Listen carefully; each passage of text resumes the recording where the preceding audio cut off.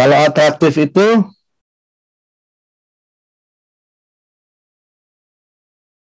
jadi kembali ya, ini kita semua bicaranya konteksnya ada persamaan diferensial nonlinear berdimensi n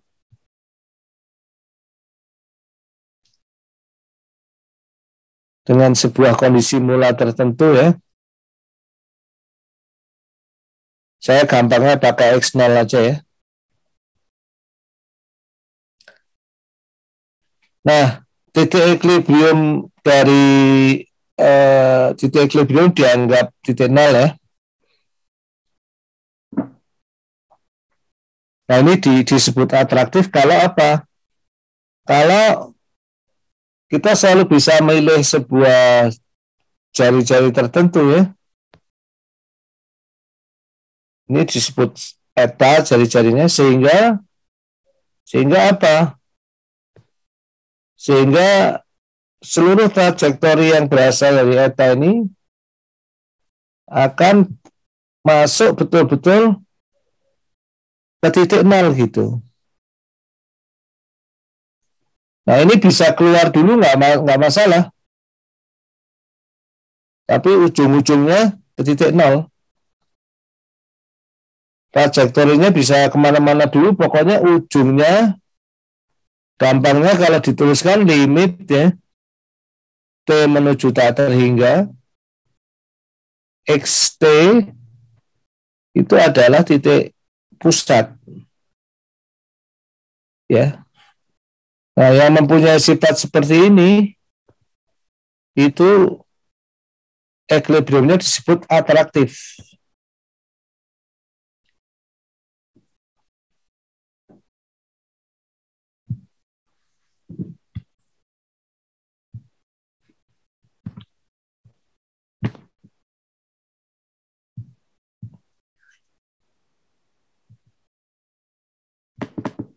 Nah, sama dengan itu ya. Nanti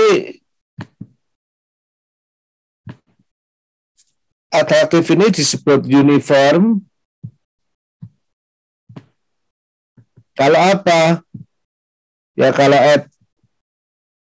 etanya itu bukan fungsi T0, bukan fungsi waktu. Nah, ini sangat matematis lah ya.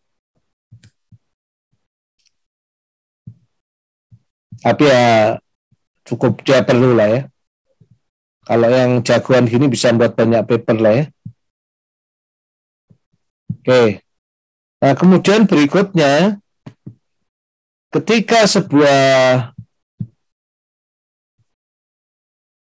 equilibrium itu mempunyai karakter tertentu, dia disebut stabil asimptotis ya. Ini yang sering sekali sering disebut asymptotically stable atau stabil asimptotis ya. Kapan sebuah equilibrium itu disebut asymptotically stable? Itu syaratnya adalah jika equilibrium itu stabil dan atraktif. Dan dia uniformly asymptotically stable kalau uniformly stable dan uniformly atraktif. Nah, jadi ini penting sekali ya. Asymptotically stable itu adalah dua sifat tadi itu digabung dengan kata-kata dan ya, bukan atau. Jadi sesuatu equilibrium itu adalah asymptotically stable kalau dia stable in the sense of Lyapunov plus atraktif. Ya, kalau ini digabung jadilah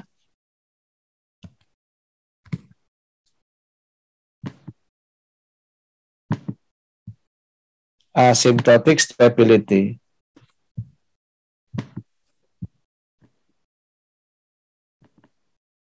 Ya, jadi ini tiga konsep kestabilan terpenting yang ada dalam teori Lyapunov ya, yang nanti Lyapunov setelah itu akan membuktikan ya. Dengan teori Lyapunov kita akan mempelajari syarat-syarat kapan sistem itu punya stabil atau asymptotically stable.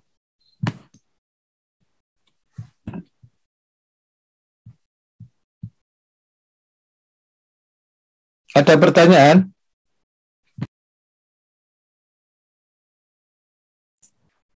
Saya mau bertanya, Pak.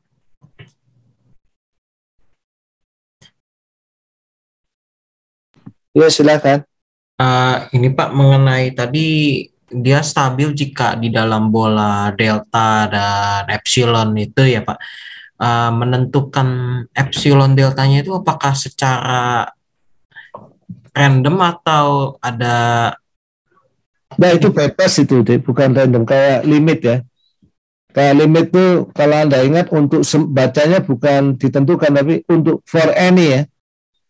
For any artinya Anda bisa memilih epsilon sembarang berapapun bola itu sekecil apapun sampai istilahnya 1/1 juta sentimeter pun nanti deltanya masih bisa ditemukan itu.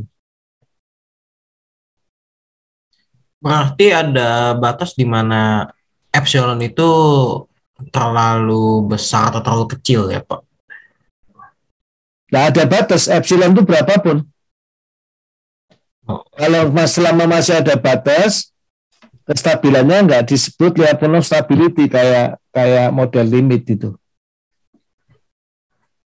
Jadi ini sebuah permisalan matematis yang memang ya sangat indah itulah. Jadi untuk for any epsilon ya, any epsilon untuk bola epsilon yang kita pilih sekecil apapun, kalau besar sudah pasti bisa. Nanti tinggal dipilih deltanya kecil aja, selesai, pasti ada di dalam epsilon. Masalahnya adalah kalau epsilonnya dipilih sekecil mungkin, masih bisa nggak menemukan deltanya. Nah, kalau dia stabil secara Lyapunov, Anda pilih epsilon sekecil apapun mendekati 0, deltanya masih bisa ditemukan. Sedemikian sehingga semua trajektori yang bermula dalam bola delta itu tidak akan pernah keluar dari bola epsilon. Jadi konsepnya ini mirip konsep limit ya. Limit kan pakai kayak gitu juga ya. Epsilon delta. Pengertiannya mirip. baik Pak. Terima kasih Pak. Lem itu dari mana dulu ya? S1-nya? Saya dari UGM Pak, Elektronika Instrumentasi. Instrumentasi ya. Kontrol juga ya dulu. Iya Pak, belajar kontrol juga sebenarnya Pak. Baguslah. Alhamdulillah. Saya ketemu di sini ya. Namun non-linear ternyata jauh lebih rumit buat saya dibanding linear waktu itu. Ya, perlu untuk belajar yang rumit untuk kembali lagi ke yang gampang-gampang. Jadi belajar yang rumit itu supaya melihat semesta dengan mudah, bukan dengan rumit ya. Iya Pak. Saya kan tahu dulu kalau basically nggak semudah itu gitu. Iya Pak. Iya. Jadi ketika kita main linear aja kayak semua serba mudah, padahal sebenarnya di baliknya nggak seperti itu. Iya. Ternyata banyak sekali di linear ini sebenarnya apa bahasanya, penyederhanaan mungkin ya Pak. Ya, gitu. Nah, nanti ketika kita sudah belajar non-linear, kali menggunakan linear lagi nggak apa-apa, cuma tahu. Jadi ada kehati-hatian. Awas, ini solusinya ada enggak? Awas, nih equilibriumnya satu atau banyak. Pun jika sudah mengerti non-linear, ternyata bisa jadi di linear itu tidak ketemu, di non-linear malah ketemu ya Pak. Atau biasanya sebaliknya yang terjadi. Biasanya yang banyak ya solusi di linearnya itu ketika diterapkan nggak bagus gitu. Nanti harus pakai pendekatan non-linear baru gitu, karena lebih alamiah. Sebenarnya pesan-pesannya non-linear itu sih jangan terlalu menyederhanakan hal. Kadang-kadang sebelum kita sederhanakan pun, dengan mengikuti alam tuh kita malah dapat solusi gitu. Kan gitu ya. Iya, iya. Jadi kalau terlalu sering melinearisasi itu kan memaksakan hal-hal yang ada di luar diri kita itu sesuai pola pikir kita itu. Iya, Pak. Betul, Pak. Nah, kalau non-linear itu filosofinya dia lebih toleran.